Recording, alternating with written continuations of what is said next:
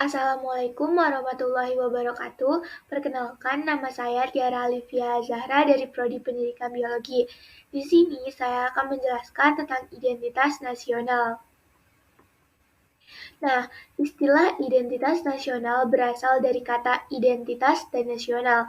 Identitas secara harfiah berarti ciri-ciri, tanda-tanda, atau jati diri yang melekat pada diri seseorang atau sesuatu yang membedakan seseorang tersebut dengan yang lainnya.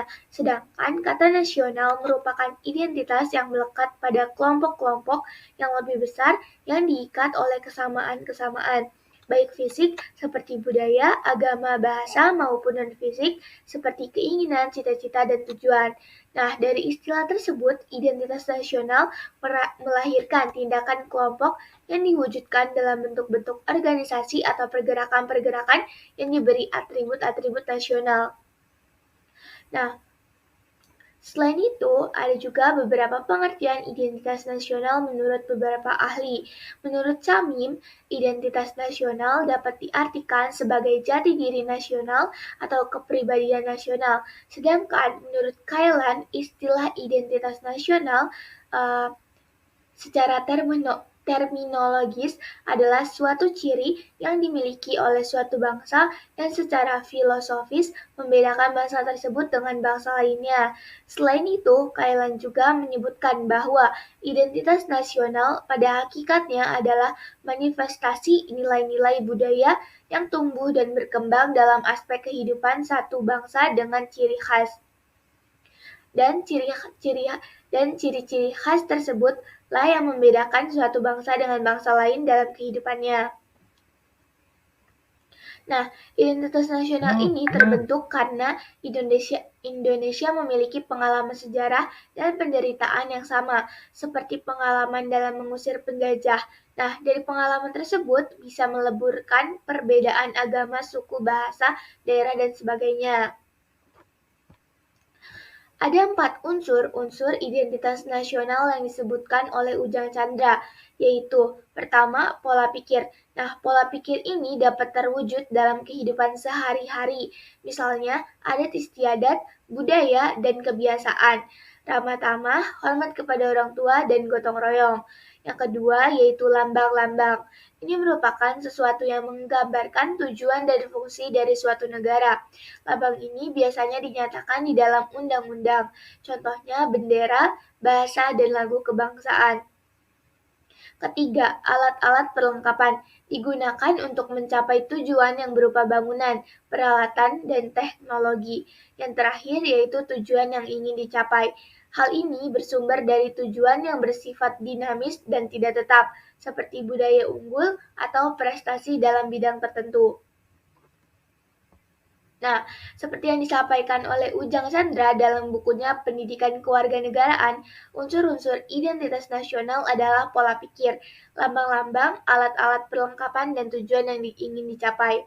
Nah, salah satunya yaitu ada pola perilaku. Nah, pola perilaku merupakan gambaran yang terwujud dalam kehidupan sehari-hari. Misalnya adat istiadat, budaya, dan kebiasaan, ramah tamah, hormat kepada orang tua, dan gotong royong. Salah satu pola perilaku masyarakat Indonesia yang unik yaitu contohnya ada tradisi tingkeban. Tradisi tingkeban atau disebut juga dengan mitoni yaitu satu kata yang berasal dari kata pitu atau 7. Mitoni yaitu upacara adat yang dilaksanakan untuk memperingati 7 bulan kehamilan. Nah, tradisi ini diwariskan dari generasi ke generasi dalam peradaban Jawa. Tingkeban ini dilaksanakan ketika usia kandungan sudah memasuki usia 7 bulan. Untuk waktu pelaksanaan tingkeban tidak bisa dilakukan sembarangan, melainkan harus dicari hari baik menurut ketentuan masyarakat Jawa. Nah, rangkaian tingkeban itu dimulai dengan siraman atau mandi, yang merupakan simbol penyucian jiwa dan raga. Berikutnya adalah memasukkan telur ayam kampung ke dalam kait sarung calon ibu, yang dilakukan oleh suaminya. Setelah itu adalah rangkaian upacara brojolan, yaitu memasukkan sepasang kelapa gading muda yang telah digambari Arjuna dan Sumbadra. Nah, kemudian calon ibu akan mengganti busana dengan kain sebanyak 7 motif yang berbeda-beda. Upacara ini ditutup dengan minum jamu sorongan yang melambangkan agar anak yang dikandung akan mudah saat dilahirkan. Nah, upacara tingkeban ini dilakukan dengan tujuan sebagai sarana berdoa agar jabang bayi yang ada dalam kandungan selalu diberi kesehatan. Selain itu, masyarakat Jawa juga meyakini tingkeban harus dilaksanakan agar ibu dan anak dalam kandungan terhindar dari malapetaka. Upacara tingkeban juga mengandung makna solidaritas primordial yang berkaitan dengan adat istiadat yang sudah turun-temurun. Bagi masyarakat Jawa, mengabaikan adat akan menimbulkan celaan dan nama buruk bagi keluarga. Oleh karena itu, meninggalkan tikeban tidak hanya melanggar etika status sosial, namun juga tidak menghormati tatanan para leluhur. Sekian pemaparan materi saya.